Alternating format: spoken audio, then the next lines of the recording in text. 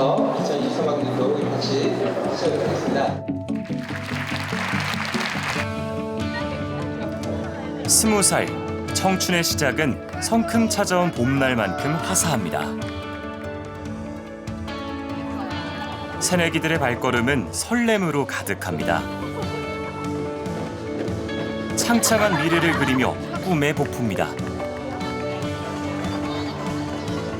서울에 있는 엄청 큰 기업들이 많잖아요.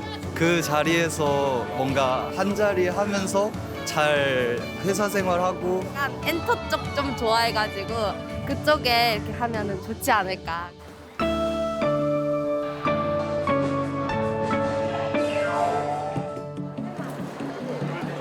막상 사회로 나오는 청춘들이 마주한 현실은 새내기적 기대와 사뭇 다릅니다. 취업이나 이 상황이 쉽지가 않아가지고 저 같은 대학원에 이제 가게 되었습니다. 정말 비싼 졸업장이지 않을까 싶습니다. 하지만 학생도 사회인도 아닌 취업 준비생이 됐습니다. 아르바이트 하면서 이제 취업에 필요한 자격증들 같은 시험들 준비하면서 조금 회복의 시간을 갖고 있습니다. 한쪽에선 구인난이라는데 배부른 투정일까요? 청년이 없다, 첫 번째. 지금은 한 명이라도 와주셨으니 감사합니다. 무조건 일단은. 노는 청년 50만 시대. 어디서부터 잘못된 건지 구충 시사국이 따져봤습니다.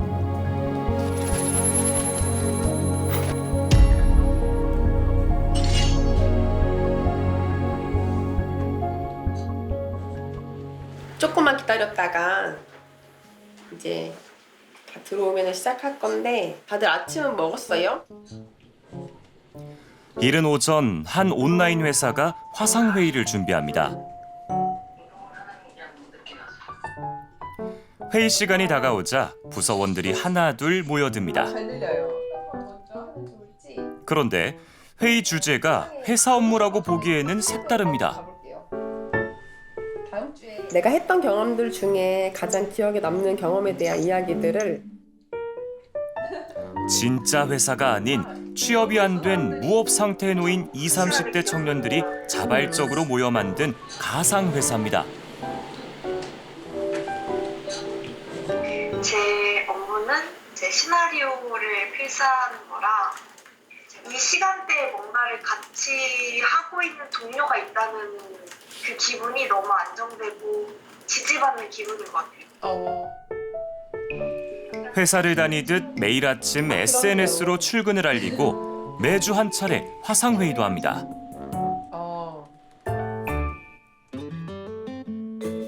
하루 5시간 이상 공부하기, 시나리오 필사하기, 명상과 운동하기 등 자신만의 업무를 마치고 서로에게 인증해야 퇴근할 수 있습니다. 꾸준히 책도 읽을 수 있고 일단 책을 절반 정도 읽었다는 것에 굉장히 뿌듯하고요. 취업을 준비 중이거나 창업 준비 중이거나 뭔가를 이렇게 시도하고 있는 청년들이 한 50% 정도 돼요. 내가 어떤 일을 해야 될지 모르겠다라는 고민을 하고 있는 청년들이 한 30% 정도 되는 것 같고 우울이라든지 소진 상태였기 때문에 지금 뭔가를 하기 힘든 그런 상태라고 체크하신 분들도 한 20% 정도 해당이 되는 것 같아요. 운영진은 3년 전부터 분기마다 100여 명씩 모임을 꾸려왔습니다. 최근 들어 무업 청년들이 급증하더니 올해는 12시간 만에 신청이 마감됐습니다. 왜냐면은 맞아요. 저희도 웬일이야 12시간 만에 마감됐어라고 하지만 한편으로는 마음이 쓰리다. 점점 더 늘어나는 것 같아요. 왜냐하면 취업은 되지 않고 아르바이트도 너무 경쟁이 치열하거든요. 홀로 취업 준비 기간을 버텨야 하는 막막함은 좌절감이 되기 십상. 하지만 이를 버텨낼 사회적 안전망이 부족하다 보니 가상회사에 몰려드는 겁니다. 피규어를 돌대신에 무업 기간을 가져보니까 막상 사람 만나러 가는 것도 어렵고 갈 데도 없고 뭘 해야 될지 모르는 그 막막함이 너무 컸다는 거예요. 사람들과 섞여서 살아가야 되잖아요. 근데 그거를 이제 할 수 있는 곳이 없는 거죠. 무업 청년들이 다니는 가상회사 응원을 하게 되면서도 한편으로는 얼마나 힘들었으면 얼마나 궁지에 몰렸으면 저랬을까 궁여지책이 아닌가 안타까운 마음도 들어요. 네, 더 안타까운 거는 이런 청년들이 최근에 급증했다는 건데요. 일하지도 않고 구직 활동을 하지도 않고 육아나 가사, 재학 등의 사유가 아니라 그냥 쉬었다 이렇게 응답한 청년들이 지난달에 49만 7천 명으로 통계청 조사 이래 가장 많았습니다. 네. 취업 시장이 워낙 어렵다 보니까 현재 좀 취업 활동을 포기한 게 아닌가 이렇게 짐작이 됩니다. 네. 그래서 해마다 정부에서는 청년들의 취업을 지원하는 정책과 제도를 내놓고 있잖아요. 대표적인 게 국민 내일 배움 카드인데 혹시 두 분 아시나요? 저는 처음 들어본 것 같아요. 저도 처음 들었습니다. 네, 이게 바로 국민 내일 배움 카드입니다. 고용노동부의 직업훈련 강좌를 홈페이지에서 보고 선택을 해서 학원을 등록을 하면은 그 학원비를 이 카드를 통해서 국비로 지원을 해주는 건데요. 이제 구직자뿐만이 아니라 재직자도 지원받을 수 있습니다. 근데 재직자도 지원을 받을 수 있는 거예요? 네, 이직이나 은퇴 후 설계를 돕는다는 그런 취지인데요. 한 사람당 최대 500만 원까지 지원받을 수 있고요. 여기에 들어간 예산도 한 해 1조 원이 넘을 정도입니다. 그런데 이제 공민경 기자가 모르는 것도 당연한 게요. 모두 지원해 주는 건 아니고요. 네. 공무원이나 일정 소득을 넘는 45세 미만 대기업 종사자 등은 지원에서 제외되고 있습니다. 네. 효과는 좀 있나요? 네, 그래서 이 카드가 실제 제대로 쓰이는지를 확인해 봤습니다. 나이와 소득 제한 때문에 지원 대상이 안 되는 KBS 취재진이 국민 내일 배움 카드를 신청해 봤습니다. 안 될 것 같긴 한데 저는 재직자 유형으로 보겠습니다. 신청 사흘 뒤 고용센터의 확인을 거쳐 국민 내일 배움 카드를 발급받으라는 알림이 왔습니다. 국민 내일 배움 카드 신청할게요. 회사 연수를 받지 않은 기간이 길어 발급 요건이 충족됐다는 겁니다. 학원 등록이나 결제는 내일부터 바로 되잖아요. 아, 네. 되게 간단하긴 하네요. 이 카드를 들고 영상 편집을 가르치는 학원을 찾아 재직자 국비 직업 훈련을 문의해봤습니다. 회사를 다니고 있긴 해서 국민 내일 배움 카드로 지금 B 과정 좀 알아보다가 왔거든요. 어찌된 일인지 학원 측은 국비 강좌 신청을 만류합니다. 영상이나 컴퓨터 자체가 이제 국비에서는 활성화된 지 얼마 안 됐어요. 한 대략 5년 정도? 그리고 이제 안정화가 잘 안 됐다는 거죠. 그러면서 시간 낭비라고 딱 잘라 말합니다. 실무에서 사용하는 방법들을 알려주진 않아요. 6개월 동안 시간을 투자하시면서까지 하실 필요가 없다는 거죠. 학생들이 제대로 습득했냐는 상관없이 진도만 나가니 제대로 배울 수가 없다는 설명입니다. 무조건 이 오늘 안에 할당량들이 있어요. 국비는 학생들이 따라가도 못 따라가거든요. 그래서 딱 피드백도 없으세요. 학생들한테? 왜냐면 너무 이게 빨리빨리 지나가다 가야 되다 보니까 거의 10명 듣는다라고 하면요. 보통 4명이 등록 포기를 하고요. 기업에서도 이런 실태를 알아서 국비 훈련을 들은 지원자는 선호하지 않는다고 합니다. 회사들에서도 국비로 취업 과정을 들어가는 친구들은 안 뽑아줘요. 제대로 못 배웠다고 생각하는 거예요? 그렇죠. 그래서 실무적인 게 떨어진다. 취재진은 국민 내일 배움 카드가 많이 쓰인다는 제과 제빵 학원도 찾아가 봤습니다. 그 내일 배움 카드로 혹시 수업을 들을 수 있는지. 들으세요. 지금 아직 제가 일하는 거랑 크게 상관없어서 이렇게 취미로 듣는 사람들 많이 있어요? 가능하세요. 그냥 취미 경험에서 시작하시는 분들이 또 한 반 정도 되시나. 보통 뭐 한 10명 수업하시면은 뭐 한 7, 8분은 다 내일 배움 카드로 하시고. 국민 내일 배움 카드 운영 규정상 직무와 관련 없는 취미 활동은 국비 지원을 못 받습니다.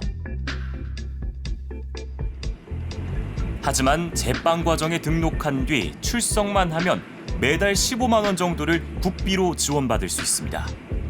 수석률만 맞춰주시면 수료가 되시거든요. 근로자 과정이다 보니까 솔직히 뭐 취업을 목적으로 하시는 분들은 거의 없으시고. 국민 내일 배움 카드에 투입되는 예산은 한 해 1조 4천억여 원에 달합니다. 일반적인 내일 배움 카드 훈련의 경우 취업률도 그리 높지 않고 내가 정말 역량을 개발했는지 안 했는지 그것도 잘 검증이 되지 않는 경우들도 많고 합니다. 어떤 것을 제대로 배웠는지 그리고 그걸 바탕으로 노동시장에서 또 얼마나 제대로 된 일자리를 갖는지 그러한 것을 바탕으로 정부의 재정 지원이 이루어져야 된다. 저런 지원 정책들은 사실 취업이 절실한 청년들에게 사용이 돼야 되는데 지금 대기업 직장인이 취미로 직업 훈련을 받는 데 쓰인다고 하니까 좀 황당합니다.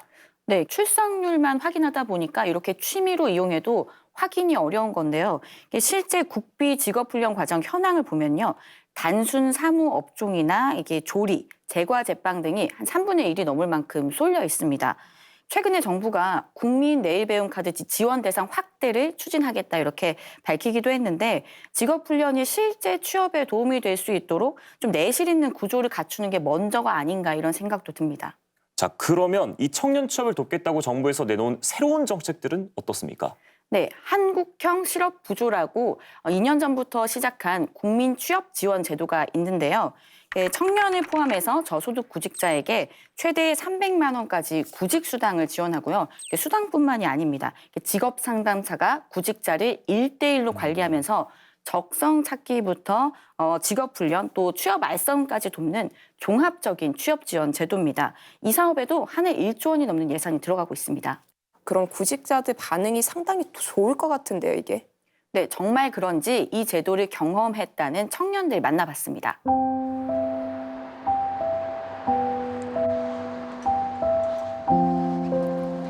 지난해 대학 졸업을 앞두고 이연희 씨는 국민 취업 지원 제도를 신청했습니다. 또 어디서부터 어떻게 시작해야 될지도 되게 막막했어요. 그런 것들을 물어볼 사람이 생기니까 이런 게 되게 좋겠다 생각했죠. 하지만 기대는 금세 실망감으로 바뀌었습니다. 그리고 그분들이 상담사라고 말씀은 하시지만 그러면 어느 정도 그런 관련 정보들을 알고 있어야 되지 않나라고 생각이 들었는데 전혀 그런 것도 안 느껴졌고. 더 황당한 건 자신이 원하지도 않는 회사에 직업 상담사가 취업 지원서까지 냈다는 겁니다. 저는 희망한다고 말씀도 안 드렸는데 제 이력서가 그냥 그 회사로 넘어간 거죠. 그래서 그때 되게 당황을 많이 했었어요. 저는 가고 싶지 않은 회사였으니까. 상담사들은 왜 취업시키는 데만 급급할까요? 취업 상담의 절반 이상이 민간 위탁으로 이루어지는데 실적 압박을 받다 보니 일단 취업부터 시키려 하는 경우가 생기는 겁니다. 이 민간 위탁 기관이 1년 성과에 따라서 내년에 운영할 수 있나 없나를 달라지기 때문에 취업을 높이면 인센티브를 제공하겠다. 직업 상담사 한 명이 구직자를 최대 100명까지도 관리할 수 있게 한 점도 문제입니다. 통상 한 70명에서 많으면 한 90명 정도? 정신이 없지요. 물리적인 한계를 좀 많이 느끼지요. 한 명 한 명 이제 세밀하게 상담을 하면 참 좋은데 시간적인 한계도 있고요. 제도가 매끄럽게 정착되고 있는 상황은 아닌 것 같다라는. 그런데 이런 상황을 고용노동부는 정반대로 파악하고 있습니다. 현장에서는 1인당 한 70명 정도까지 하면 이제 서비스를 할 만합니다라고 얘기를 하시더라고요. 직업 상담사가 이야기를 들어주고 함께 고민해주고 내 편이 되어준다는 점에서 굉장히 도움을 받았다는 사례들이 있었습니다. 마음을 열고 참여하시는 분들에게는 분명히 도움이 되는 제도라고 생각을 하고요. 마음을 열고 참여해라. 청년 구직자들의 마음에 상처를 주는 건 이런 무성의하고 조금은 무책임한 태도 때문이 아닌가 그런 생각이 들었습니다. 현실적으로 얘기를 들어보니까 그런 생각도 들어요. 아무리 정부나 어떤 단체에서 취업을 위한, 구직을 위한 지원을 많이 해주더라도 어느 정도는 근본적인 한계가 있지 않나. 어떻습니까? 맞습니다. 결국에 청년 취업의 어려움은 우리 노동시장의 문제에서부터 출발하는 것이기도 하거든요. 잘 아시다시피 대한민국 기업의 99%가 중소기업이고요. 전체 일자리의 88%가 여기에 몰려 있습니다. 청년들이 눈이 높아서 취업이 어려운 게 아니냐 이런 지적도 있긴 한데 문제는 중소기업을 경험한 청년들마저 상당수가 다시 구직 시장에 나온다는 겁니다. 전문가 이야기 들어보겠습니다. 인력난에 오히려 시달리는 기업들이 있을 만큼 그러한 기회들이 많음에도 불구하고 이것들을 포기하고 오랜 시간 구직 활동에 머무르는 이런 청년들이 많다고 볼 수가 있겠고요. 사실 정부가 해야 될 것은 이제 그러한 선택들을 어떻게 바꿔갈 수 있는가. 이거 단순히 이제 눈높이를 낮춰라는 것으로 이야기할 수는 없는 것이고요. 좋은 일자리를 잡지 못하더라도 계속해서 제2의 기회가 주어지고 제3의 기회가 주어지는 이러한 노동시장으로 바꿔가는 이러한 노력들이 굉장히 중요하다 이렇게 이야기할 수 있겠습니다.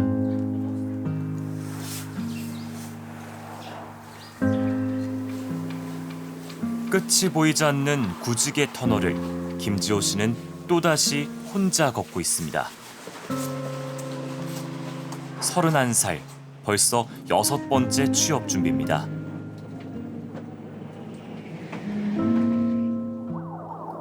대학을 졸업하자마자 제조업과 물류업 등 중소기업 5곳에서 일했습니다. 하지만 가는 곳마다 오래 버틸 수 없었습니다. 공장에서 뭐 부품 조립이라든지 뭐 창고 관리라든지 이런 일 위주로 많이 했고요. 면허도 없는데 지게차를 운전하게 한다거나 컨테이너에서 물건을 빼다가 떨어질 뻔한 적도 있고. 대단한 처우를 바란 것도 아니었습니다. 뭐 월세를 내고 뭐 생활비를 뭐 어느 정도 쓰고 저축을 하는데 무리가 없었으면 더 이상 바랄 것도 없어요. 저 카드 빚에 엄청 시달렸고요. 그때 급여 수준이 160에서 180 사이였어요. 이번이 마지막이라는 심정으로 다시 구직 시장에 나왔지만 바뀌지 않는 현실이 답답하기만 합니다. 이 회사가 나를 그냥 부품으로 생각하는구나 이런 느낌을 받지 않고 내가 이 일을 계속했을 때 보람을 느끼고 좀 더 내가 원하는 방향으로 올라갈 수 있겠다 이런 느낌을 받았어도 저는 계속 그 일을 했을 것 같아요. 청년들은 눈이 높아서 결국 취업을 포기하게 되는 걸까요? 뭐 영화 중에서 패터슨이라는 영화가 있거든요. 그냥 뭐 버스 기사의 하루 일과를 그린 건데 이 사람은 여기서 뭐 버스를 운전하고 뭐 시를 쓰고 그냥 자기 살고 싶은 대로 사는데 행복하다 뭐 이런 느낌을 받았어요. 중소기업에서 뭐 제조업을 하든 물류창고 관리를 하든 내 삶이 존재하고 내가 삶을 통해서 좀 행복할 수 있는 그런 선택지들이 많아졌으면 좋겠어요.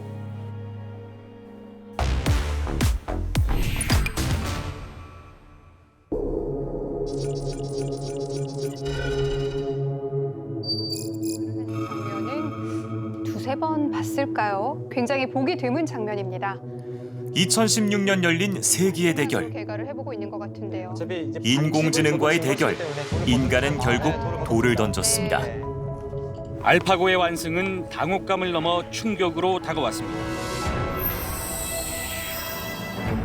7년이 흘러 인공지능은 바둑판을 뛰쳐나왔습니다. 대화형 인공지능 서비스 챗GPT의 인기가 뜨겁습니다. Took ChatGPT just 5 to reach 1 million users. 세계가 열광하고 있습니다. 일상생활을 바꿔놓을 거라고 합니다. 챗GPT는 다른 거죠. AI로 돈을 벌 수 있겠구나. 사람의 삶을 진짜 바꾸는구나. 먼 미래에 그런 얘기를 할 것 같아요.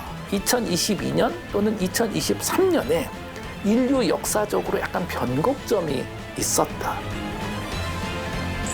인공지능이 진짜로 우리 곁에 왔습니다.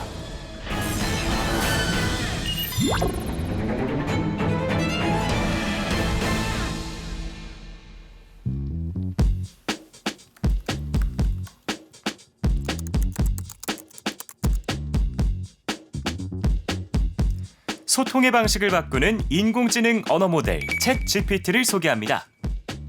챗GPT는 아무리 복잡하거나 미묘한 언어도 잘 이해할 수 있습니다. 챗GPT와 함께라면 이메일부터 에세이, 보고서까지 손쉽게 쓸 수 있습니다. 긴 기사나 책도 한눈에 요약해줍니다. 챗GPT는 협업을 위한 강력한 도구입니다. 팀과 아이디어를 내고 복잡한 문제를 해결하는 데 도움이 될 수 있습니다. 기다릴 이유가 없죠? 지금 바로 챗GPT를 사용하고 효과적인 소통 방법을 느끼세요. 챗GPT 간편한 소통. 난데없이 웬 광고냐 생각하셨을 것 같은데요. 사실 이 광고 챗GPT가 10초 만에 써준 대본 그대로 만들기만 한 겁니다. 꽤 그럴듯해 보이지 않으셨나요? 도대체 이 챗GPT가 뭐길래 요구하는 대로 척척 써주는 걸까요? Today we can use AI to write poetry. 지난해 11월 30일 미국의 인공지능 연구소 오픈 AI는 챗GPT라는 인공지능 챗봇을 공개합니다. That has such linguistic competence. 그런데 이 챗봇 남달랐습니다. It's indistinguishable from what humans can. 사람처럼 문장을 이해하고 답변을 스스로 만들어냅니다. To figure out how to. 제가 어떤 얘기를 했을 때 인공지능 스스로 이제 어디에 있는 문장을 그대로 그냥 가져다가 검색 엔진처럼 그대로 보여주는 게 아니라 자기가 어쨌든 간에 말을 만드는 거고요. 인간이 일생 동안 소화할 수 있는 단어의 몇 천만 배를 학습한 덕입니다. 자기감독 학습이라고 해서 온라인상에 수많은 데이터를 모으고 그 데이터를 기반으로 스스로 학습을 하는 것입니다. 뭐 특정 단어를 랜덤으로 가려서 그 빈칸에 들어갈 단어가 무엇인지 맞추거나 이런 단순한 태스크를 반복하면서 배울 수가 있을 것입니다. 단어와 단어, 문장과 문장 사이의 확률과 패턴을 익히는 겁니다.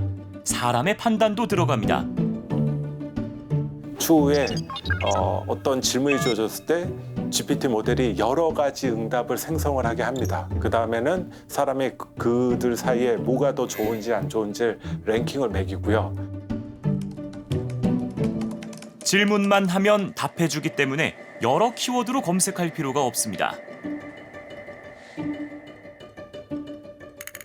구글은 끝났다는 평가가 나올 정도.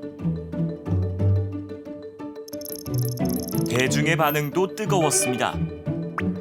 사용자 100만 명 달성까지 페이스북은 10달, 인스타그램은 2달 반이 걸렸지만 챗GPT는 5일 만에 해냈습니다.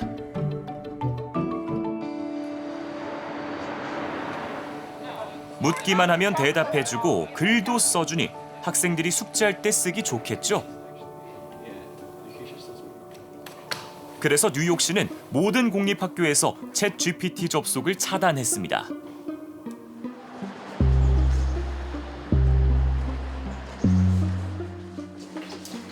정반대의 길을 가는 강의실도 있습니다. 챗GPT를 권장하는 걸 넘어 반드시 사용하도록 한 겁니다. I try to use ChatGPT, right? 학생들은 매 토론 주제에 대해 챗GPT의 답변을 꼭 확인하고 참고해야 합니다. There is no point of not using this for our studies. And I just want you to learn how to use this in practice.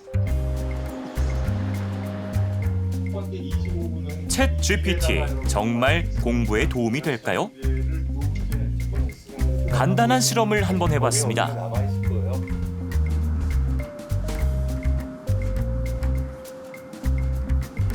학생 7명에게 25분을 주고 시험을 치게 했습니다. 하나는 단순 기술형, 즉 설명하시오, 아는 대로 쓰시오고, 두 번째는 좀 비판적으로 토론을 하십시오. 자기의 생각과 주장을 써보십시오라는 두 개의 질문을 줬습니다. 그리고 같은 시험을 한 번 더 봤습니다. 단, 이번엔 조건이 하나 붙었습니다. 챗GPT를 여러분이 알아서 활용하시면 됩니다. 챗GPT가 시험에 도움이 됐을까요? 챗GPT 없이 먼저 썼을 때는 뭔가 그 생각 정리하는 게 되게 어려웠어요. 근데 이제 그 챗GPT 돌리고 나서 뭔가 제가 쓰고 싶은 내용 없었는데 근데 그 생각 정리하는데 되게 도움이 많았어요. 생각을 정리하는데 많이 도움. 네. 예상보다 답답했다는 학생도 있었습니다. 핵심이 빠져있다는 느낌을 많이 핵심이 받았거든요. 빠져있다. 그 네네. 얘기 좀 잘 자세히 해주세요. 무슨 얘기예요? 겉핥기 수준의 개념만 전달하지 그 더 디테일하고 이용자가 비판적으로 생각할 수 있는 거리는 좀 없다고 느꼈습니다. 챗GPT가 아직까지는 굉장히 보수적이고 좀 위험을 피하려고 하는 느낌이 좀 많이 들었어요. 학생들은 하나같이 혼자 본 시험보다는 챗GPT와 함께 본 시험의 점수가 더 높을 거라고 예상했습니다. 과연 실제 점수도 그럴까요? 7명 가운데 4명만 시험 점수가 올랐고 나머지는 점수 차이가 없었습니다. 4명의 학생들은 답안지가 많이 달라졌더군요. 즉 챗GPT가 많은 도움을 줬다는 얘기고요. 3명 정도의 학생은 사실 큰 변화가 없었습니다. 지금 예상하지 못했던 질문이었다고 하는 즉 본인의 생각이 확실하지 않은 경우에는 챗GPT로 인해서 좀 영향을 많이 받는 경향이 더 있더라고요. 본인의 의견이 명확한 학생들에 비해 시험 준비가 상대적으로 부족했던 학생들의 점수 향상에 도움이 됐다는 겁니다.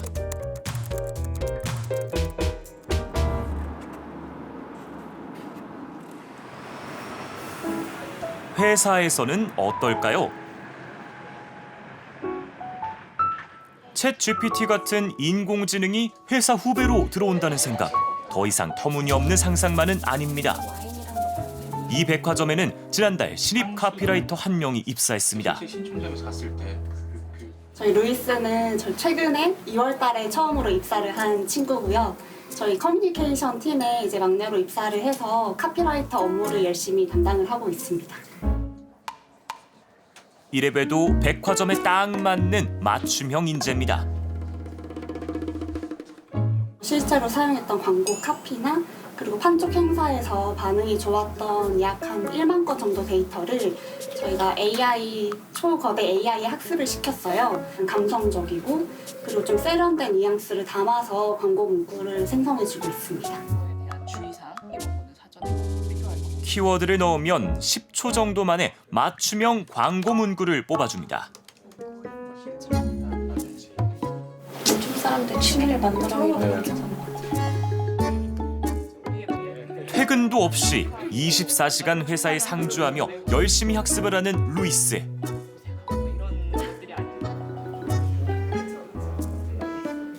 회사 선배들의 평가를 들어봤습니다.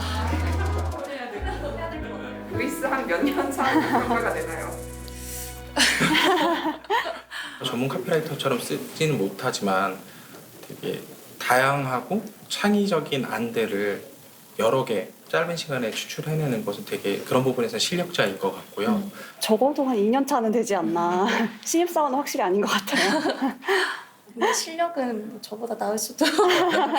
저보다도 잘하는 것 같아요. 잠도 안 자고 일만 하는 만만찮은 실력자. 혹시 내 일자리를 빼앗아 가진 않을까?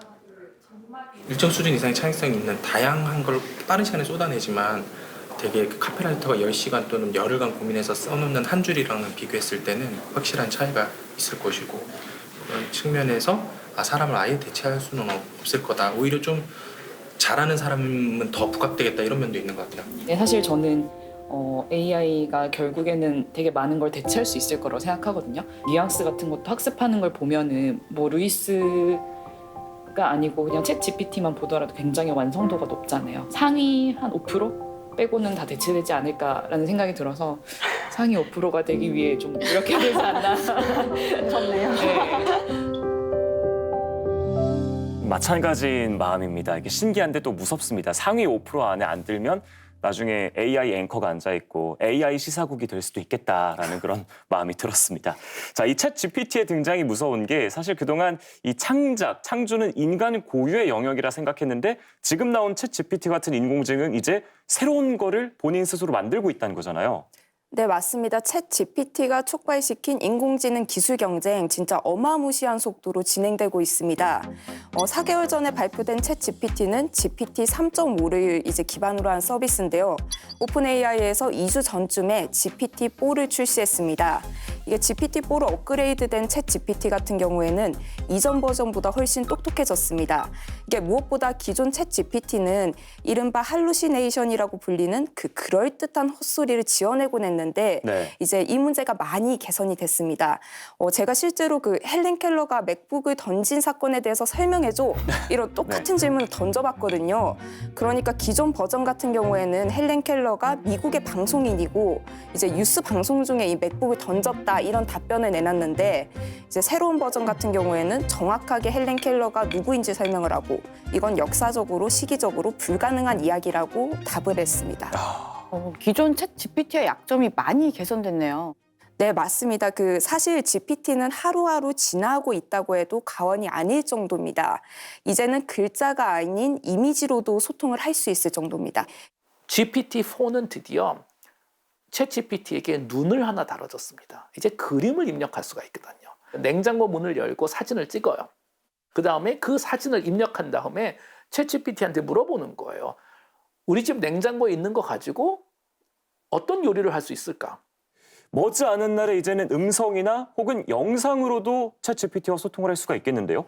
네, 맞습니다. 챗 GPT는 기존 데이터를 기반으로 새롭고 독창적인 콘텐츠를 만드는 그런 인공지능, 생성형 AI에 속하는데요. 네, 하나 보여드리자면 이제 글자로 어떤 동영상을 만들어줘라고 입력을 하면 그대로 동영상을 만들어주고 이제 사진을 입력하면 이 사진을 기반으로 또 동영상을 만들어주는 서비스 이미 출시돼서 인기를 상당히 끌고 있습니다. 이 정도면 아까 카피라이터 사례도 봤는데 이제 앞으로는 저희 같은 기자나 아니면 교수도 대체되는 게 아닐까요? 그러니까요. 그렇죠. 이게 어느 영역, 어느 수준까지 발전될지는 앞으로 좀 지켜봐야 되겠지만 이제 적어도 어떤 직업이든 이 인공지능을 얼마나 잘 활용하는지가 경쟁력이 되는 시대를 피하기는 좀 어려워 보입니다. 그리고 제가 만화책 한 권 좀 들고 왔는데 이게 일본에서 이달 초에 출간된 만화책이거든요. 요게 보시면 이 AI라는 단어가 좀 눈에 띌 건데 네. 이제 그 이유가 이 만화책이 이제 글로 입력하는 대로 그림을 그려주는 이제 생성형 AI 프로그램을 활용해서 그려진 그런 만화책이거든요. 이게 일본에서는 최초로 출간된 건데 이 만화책을 출간한 그 작가의 이야기 한번 함께 들어보시겠습니다. まず圧倒的に人間が作画する場合に比べると早いというのは言えると思いますね。1枚の絵、人間どんなに手が早い人でも丸1日かかるようなフルカラーのイラストをたった1分やそこらで出してくれるっていうのは 사람 손으로 그렸으면 1년이 걸렸을 작업을 6주 만에 끝냈습니다. 絵は描いたことがないですね。画力はゼロです。 그림을 못 그려도 만화가가 될 수 있는 세상. 만화계는 긴장하고 있습니다. 誰のものが入ってるかわからないし、もしかしたらそのまんま生の誰かの絵の一部を切り取っただけのものが入ってる可能性があるので、そのまんま絵を使うっていうことはちょっと私では 아직은 좀 어설픕니다. 하지만 예전으로 되돌아가는 건 불가능할지 모릅니다. これから先AI だけの漫画っていうのを今回私は作ってみましたけど、これが主流になるとは全然思っていません。一方で人間が描いた漫画っていうのもしつこく残り続けるはすると思うんですけど、AI の力を借りてない漫画というのがずっと支配的な状況が続くとも思ってないですね。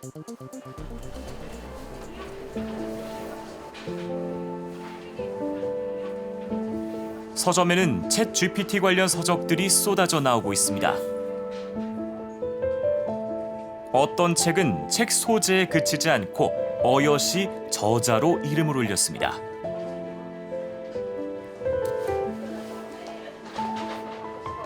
챗 GPT와 공동으로 책을 썼다는 저자를 만났습니다. 꼭 물어보고 싶은 질문이 있었습니다. 앞으로 우리 일자리는 어떻게 될 것 같냐고. 우리 일자리 없어지는 거 아니냐. 그럴 것 같진 않습니다. 제 생각에는 챗 GPT 때문에 작가, 기자, 교수의 직업은 안 없어지겠지만 단 챗 GPT 같은 생성형 인공지능을 잘 활용하는 예술가, 잘 활용하는 기자, 잘 활용하는 변호사들 때문에 이런 걸 거부하고 활용하지 않는 변호사와 기자와 작가는 일자리를 잃을 수 있을 것 같아요. 인공지능 활용 능력이 무기가 되는 시대로 가고 있다는 얘기입니다. 지금 10대가 직업을 가지게 될 때는 이 친구들은 인류 역사상 처음으로 생성형 인공지능하고 경쟁을 해서 잡을 얻어야 되는 학생들인데 더 창의적인 거, 질문을 잘하는 거, 판단을 잘하는 거. 그런데 현재 교육 시스템에서는 사실 그런 걸 하나도 안 가르쳐주고 있죠. 불도저가 등장했는데 특히 어린 학생들에게 삽질을 더 빨리 하는 걸 가르쳐주는 거는 무의미합니다. GPT 할 결심, 두렵지만 피할 수 없는 선택이 됐습니다. I wear the dress to